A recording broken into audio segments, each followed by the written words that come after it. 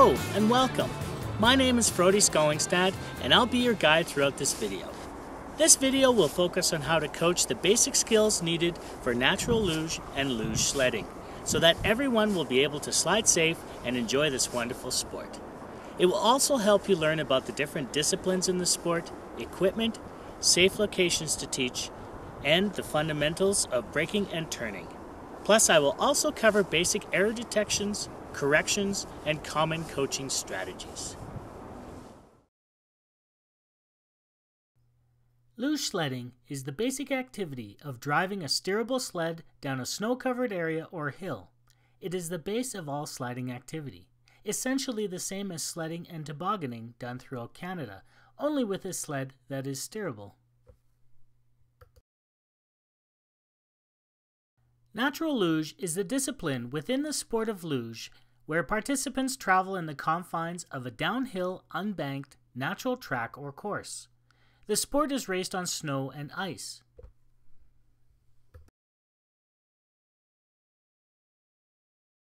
And finally, artificial luge is the sliding discipline where participants travel in the confines of an artificially banked track.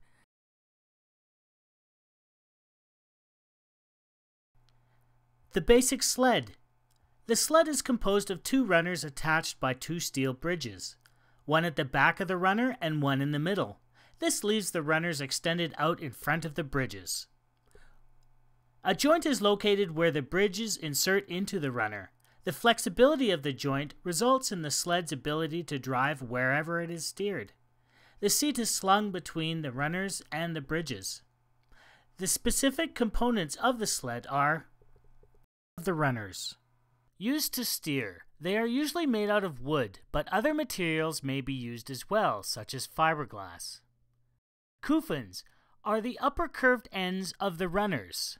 Coffins and runners are the same thing, but in a different language, and can be used interchangeably. The rein is used to aid steering. It can be made of leather, coated wire, or rope. The rein is found only on natural luge sleds. Stabilizer bars. They attach across the top of both bridges. They are used to support the seat, and they aid the athlete in staying in place on the sled.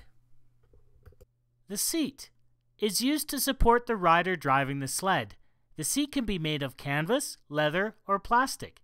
It is held on by nylon cord laced to the stabilizer bars.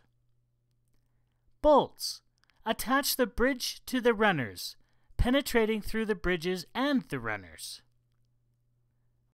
Boxes, the area where bridges insert into the runners. A bolt runs through the bridge and the runners, thus attaching them. The bridge is surrounded by a rubber gummy in the box to help give the sled flexibility. Steels. Steels are what run on the surface of the track. They are usually made of steel, but you can also find flat or formed steel with P-Tex inserts for a better glide. Each steel must be one piece and cannot be flexible. Bridges. They are one piece and cannot be flexible. They are usually made of steel and run between both runners. Wings or finger guards are to help keep fingers away from steels when sliding. To summarize, we have runners, coffins, rein, stabilizer bars, seat, bolts, boxes, steels, bridges, wings and/or finger guards. After each day and/or session, the maintenance required should include a regular check of your sled. This should include the following. Check to see that the bolts are still tight. Check for any cracks in the wooden runners. Ensure that the rein is still in proper position, and ensure that the seat is not ripped and the lacing is not loose. For the beginner luger, the most important aspect is to be warm. Remember, there will be many occasions when you will merely be standing alongside the hill.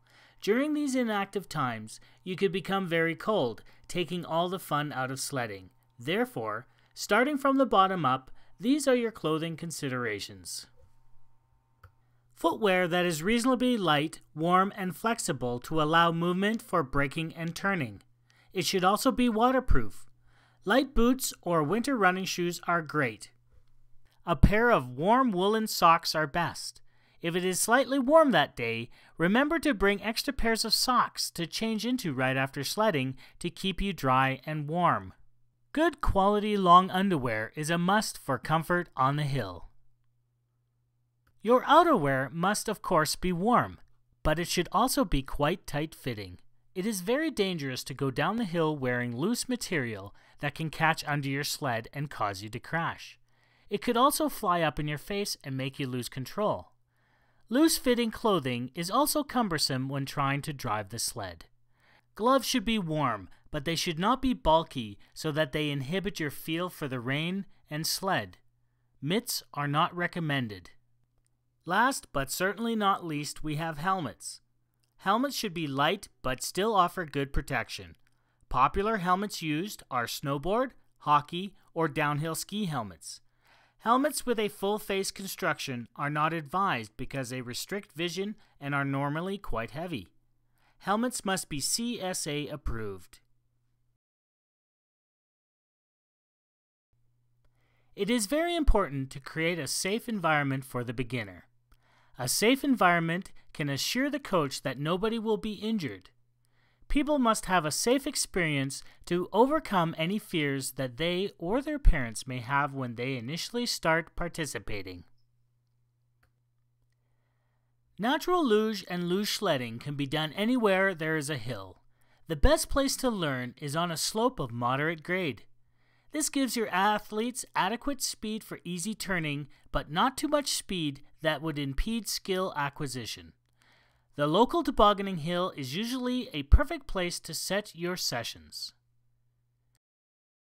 The most important consideration when selecting a place to slide or assessing existing facilities is safety. A coach must be aware of and minimize the possibilities of any type of collision. This requires a few simple considerations and constant attention towards removing all possible obstacles from the vicinity of sliding. Things to consider.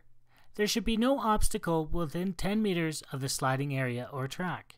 If this is not possible, obstacles should be padded with foam or hay bales. As seen here, the obstacles have been marked by pylons and could be padded. There must be sufficient braking area, which should be flat and smooth. Sliders should walk up the sides well away from the sliding area, and the sliding area should be smooth without holes and bumps. Braking is one of the most important skills to develop and master in order to successfully and safely complete a run. Braking allows the slider to effectively slow down so as to be able to complete a turn or stop. With proper braking technique, the slider can quickly and completely stop their sled. To start, the slider should bring his or her torso up and sit straight up and down. Both feet come off the sides of the runners or kuffins and forcefully push on the track with the feet flat, applying pressure through the heels. The toes should not apply any pressure, as this will cause them to catch and drag the legs back. Both feet should be held flush to the runners, squeezing it slightly to again prevent the leg from being dragged back. Having the knees bent and in line over the feet results in the slider having the most powerful and efficient braking stance. The hips are pushing against the front bridge, allowing the slider to push down harder on the track. If preparing for a turn, one arm should be pulling up on the rein with elbow high towards the slider's face. The other hand is on the track. This increases stability.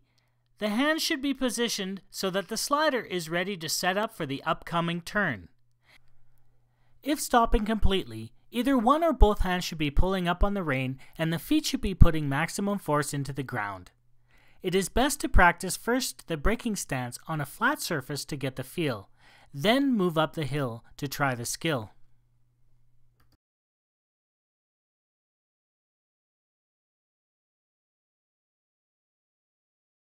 When a slider is laying back, they are in what is called standard position. Thus, to turn requires that a slider come out of the standard position to incorporate changes that will cause the sled to turn. These position changes should be performed decisively and smoothly. The outside leg applies inward pressure on the outside of the kufen and should be pushing on the upper half of the kufen. The inside leg is held slightly up and away from the kufen. It is kept relaxed. Both knees should be slightly bent. The inside of the hip should be lifted up slightly to transfer more weight onto the outside runner side. Your upper body should be about a 45-degree or greater relative to the sled. Your outside shoulder is forward and high. The upper body is also off-center or leaning towards the inside of the corner with the dragging hand extended. The outside hand is holding the rein in the center. The outside hand pulls back and slightly to the outside in order to unweight the inside runner. The outside elbow should be pointed towards the sky and should appear to be pulling the rein into the outside armpit. The opposite side of the rein should have no tension at all. The inside arm is fully extended with the hand palm down, facing away, and dragging on the track. Thus the hand acts as a pivot and helps to maintain proper lean and balance. At the start of the turn, the arm is perpendicular to the sled, slowly moving back through the turn. The hand on contact and throughout the turn should be pointing slightly backwards to prevent injury to the fingers and thumb. To turn the other way, the skills are exactly the same. Push on the outside kufen with your leg, pull up the inside kufen with your rein, lean off center to the inside, and have your inside arm dragging. Practice the turning stance on a flat surface to get the feel. Then move up the hill to try before moving on to the next skill.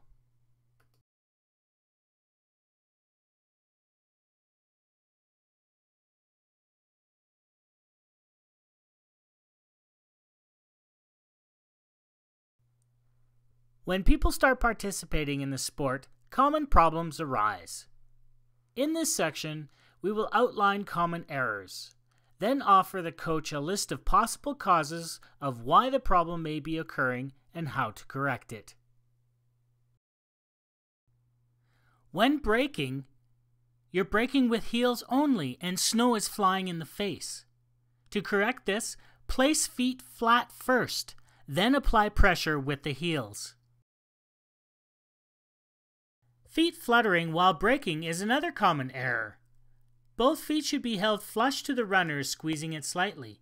This prevents the leg from being dragged backwards. Another common error is when the upper body does not come up to a seated position during braking, resulting in no braking power. Correcting this requires athletes to sit up in a vertical position to get the maximum power into helping them stop. Having the sled go up on one runner, these are possible reasons as to why. The athlete is leaning to the outside of the curve or is off-center. The rein steering arm has the elbow down and the grip palm up. Corrections for this would be that the upper body should lean inward or should be off-center towards the inside. Lift the elbow high, pointing it to the sky, plus the grip should be palm down, pulling towards the armpit. As leaning out was a common error, so is leaning too far in. As seen here, the athlete is leaning way too far to the inside, offsetting everything they are trying to accomplish in turning. To correct this, we ask the athlete to sit upright and slightly off-center in the direction of the turn, with the rein elbow up high and pulling towards the armpit. When turning, the upper body sometimes shows excessive shoulder rotation, causing the drag hand to be near or behind the sled. This will affect the turn by not shifting body weight in the right area to allow the sled to turn easy.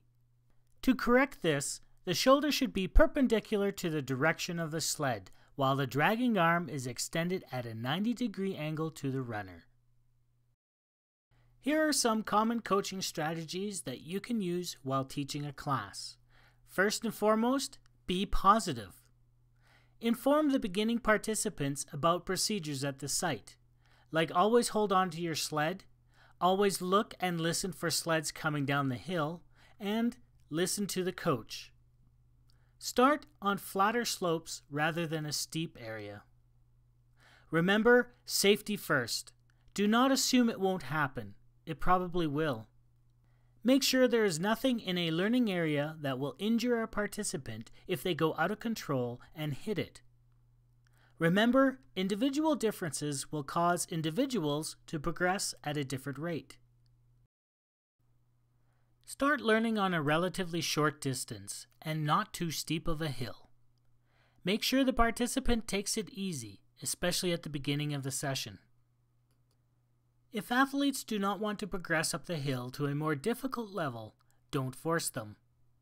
Remember, when teaching a skill, identify the purpose of the skill, break the skill into phases, identify the key elements of each phase, and provide appropriate feedback. Congratulations! You have just taken the first step in developing your coaching abilities in the sport of natural luge and luge sledding, a sport which is enjoying rapid growth here in Canada. Your commitment to a developing sport is appreciated, and that effort will ensure the future advances of our athletes, and the sport of natural luge will continue on. This video was made to clearly outline the technical aspects of the sport required for your development as a coach. The skills you have gained from this video will provide tools to translate to your commitment into the athlete's progress and personal satisfaction for you. For more up-to-date information on the sport of natural luge and its rules and regulations, please visit the International Luge Federation's website. And for more local, up-to-date information on natural luge and luge sledding, please visit naturallugealberta.com. Thank you so much. Now go out and have fun.